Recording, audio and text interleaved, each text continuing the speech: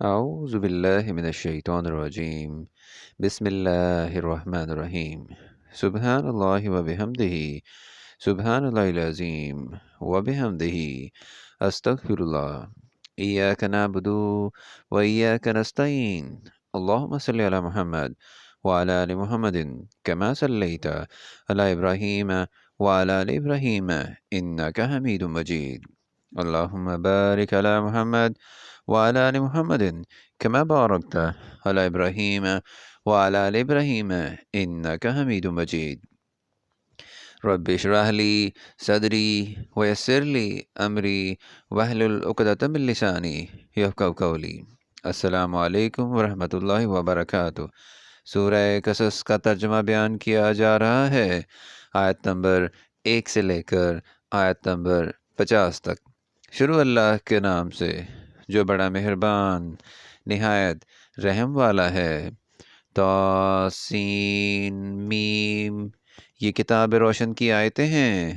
اے محمد صلی اللہ علیہ وآلہ وسلم، ہم تمہیں موسیٰ اور فرعون کے کچھ حالات مومن لوگوں کے سنانے کے لیے صحیح صحیح سناتے ہیں کہ فرعون نے ملک میں سر اٹھا رکھا تھا اور وہاں کے باشندوں کو گروہ گروہ بنا رکھا تھا۔ ان میں سے ایک گروہ کو یہاں تک کمزور کر دیا تھا کہ ان کے بیٹوں کو ذبح کر ڈالتا اور ان کی لڑکیوں کو زندہ رہنے دیتا۔ بے شک وہ مفسدوں میں تھا، اور ہم چاہتے تھے کہ جو لوگ ملک میں کمزور کر دیے گئے ہیں ان پر احسان کریں اور ان کو پیشوا بنائیں اور انہیں ملک کا وارث کریں اور ملک میں ان کو قدرت دیں، اور فرعون اور حامان اور ان کے لشکر کو وہ چیز دکھا دیں جس سے وہ ڈرتے تھے۔ اور ہم نے موسیٰ کی ماں کی طرف وحی بھیجی کہ اس کو دودھ پلاؤ، جب تم کو اس کے بارے میں کچھ خوف پیدا ہو تو اسے دریا میں ڈال دینا، اور نہ تو خوف کرنا اور نہ رنج کرنا، ہم اس کو تمہارے پاس واپس پہنچا دیں گے اور پھر اسے پیغمبر بنا دیں گے۔ تو فرعون کے لوگوں نے اس کو اٹھا لیا، اس لیے کہ نتیجہ یہ ہونا تھا کہ وہ ان کا دشمن اور ان کے لیے معجب غم ہو۔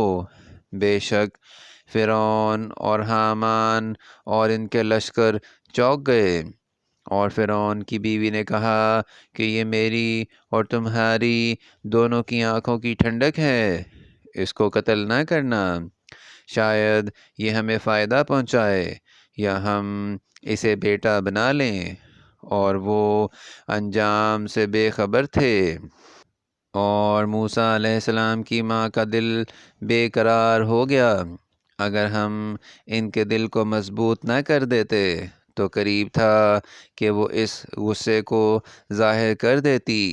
غرض یہ تھی کہ وہ مومنوں میں رہیں، اور اس کی بہن سے کہا کہ اس کے پیچھے پیچھے چلی جا، تو وہ اسے دور سے دیکھتی رہی، اور ان لوگوں کو کچھ خبر نہ تھی، اور ہم نے پہلے ہی سے اس پر دائیوں کے دودھ حرام کر دیے تھے۔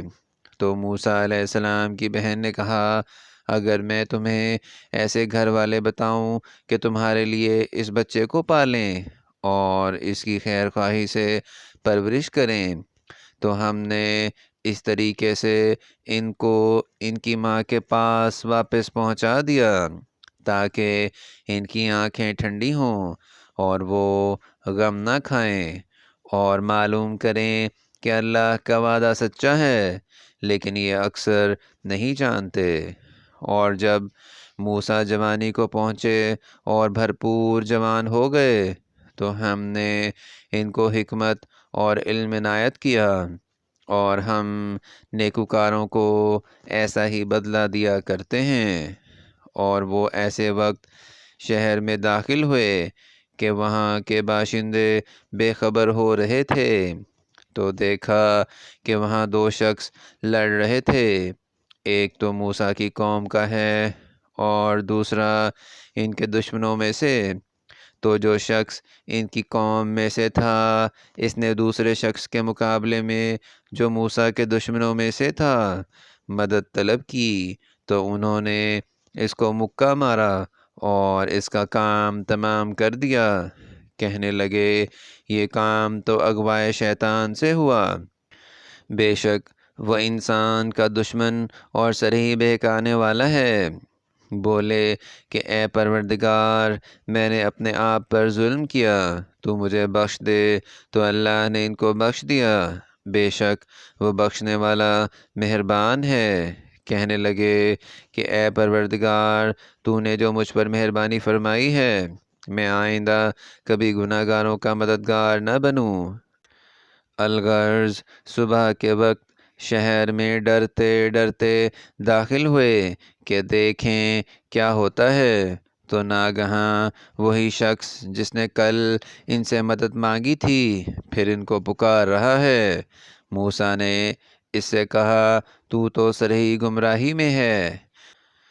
جب موسیٰ نے ارادہ کیا کہ اس شخص کو جو ان دونوں کا دشمن تھا پکڑ لیں، تو وہ یعنی موسیٰ علیہ السلام کی قوم کا آدمی بول اٹھا کہ جس طرح تم نے کل ایک شخص کو مار ڈالا تھا اسی طرح چاہتے ہو کہ مجھے بھی مار ڈالو۔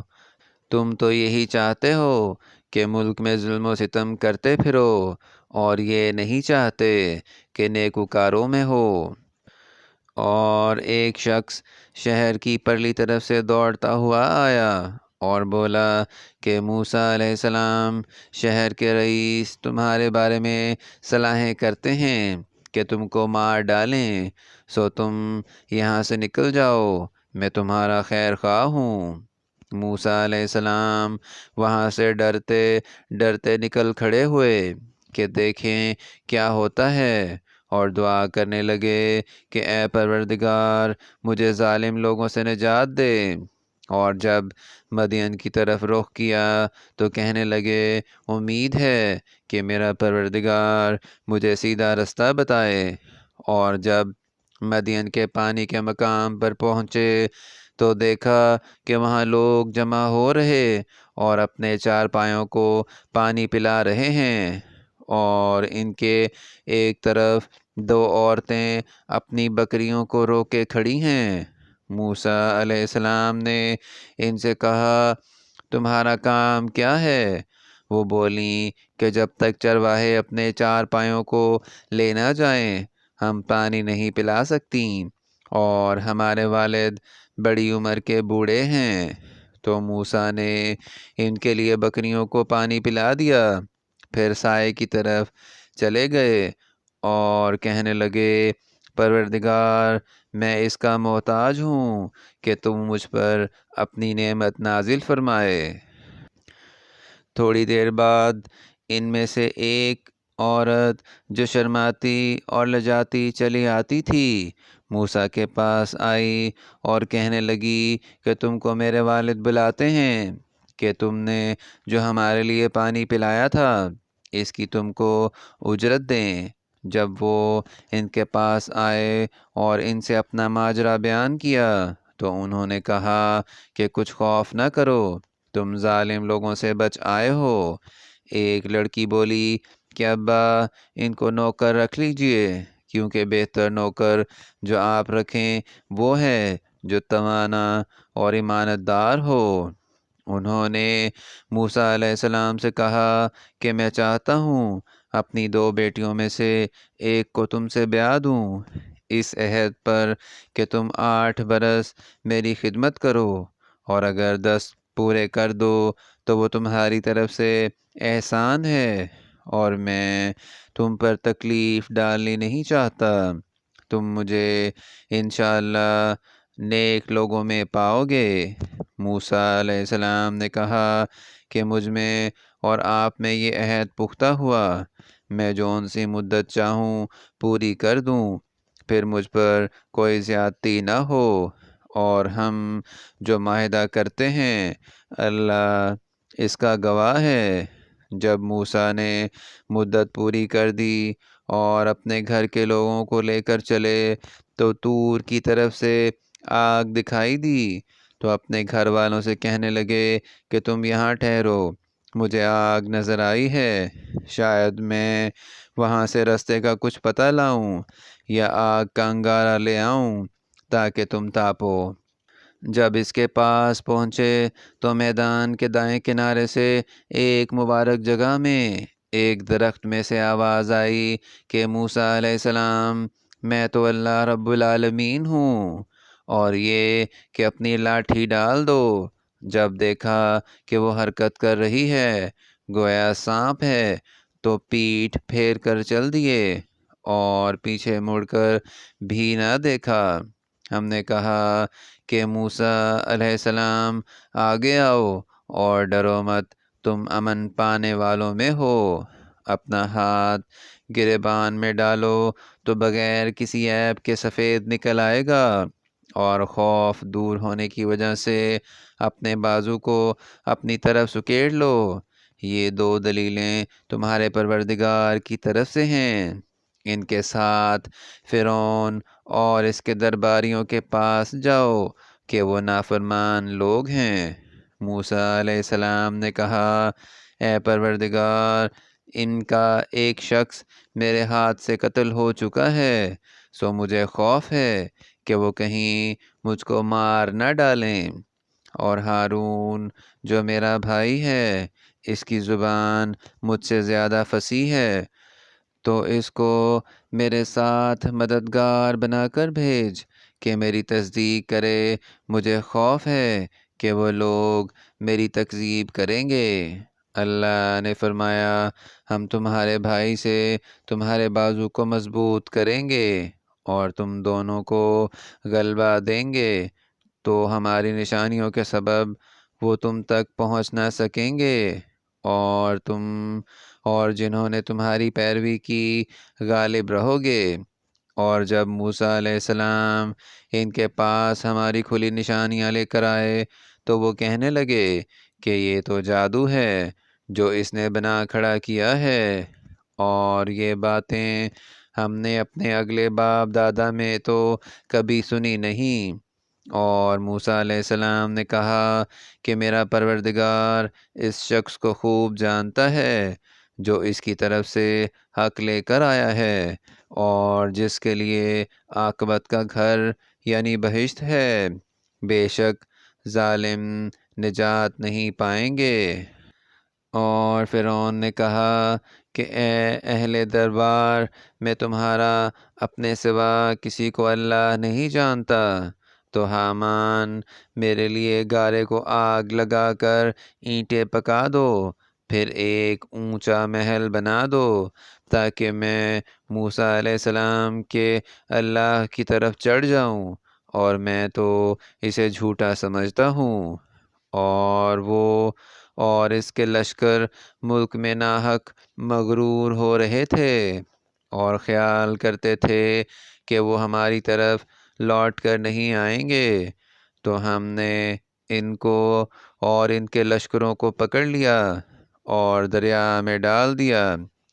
سو دیکھ لو کہ ظالموں کا کیسا انجام ہوا۔ اور ہم نے ان کو پیشوا بنایا تھا، وہ لوگوں کو دوزخ کی طرف بلاتے تھے، اور قیامت کے دن ان کی مدد نہیں کی جائے گی، اور اس دنیا میں ہم نے ان کے پیچھے لعنت لگا دی، اور وہ قیامت کے روز بھی بدحالوں میں ہوں گے۔ اور ہم نے پہلی امتوں کے ہلاک کرنے کے بعد موسیٰ کو کتاب دی جو لوگوں کے لیے بصیرت اور ہدایت اور رحمت ہے تاکہ وہ نصیحت پکڑیں۔ اور جب ہم نے موسیٰ علیہ السلام کی طرف حکم بھیجا تم طور کی غرب کی طرف نہیں تھے اور نہ اس واقعے کے دیکھنے والوں میں تھے، لیکن ہم نے موسیٰ علیہ السلام کے بعد کئی امتوں کو پیدا کیا، پھر ان پر مدت طویل گزر گئی، اور نہ تم مدین والوں میں رہنے والے تھے کہ ان کو ہماری آیتیں پڑھ پڑھ کر سناتے تھے۔ ہاں، ہم ہی تو پیغمبر بھیجنے والے تھے، اور نہ تم اس وقت جب کہ ہم نے موسیٰ علیہ السلام کو آواز دی، طور کے کنارے تھے، بلکہ تمہارا بھیجا جانا تمہارے پروردگار کی رحمت ہے، تاکہ تم ان لوگوں کو جن کے پاس تم سے پہلے کوئی ہدایت کرنے والا نہیں آیا، ہدایت کرو تاکہ وہ نصیحت پکڑیں۔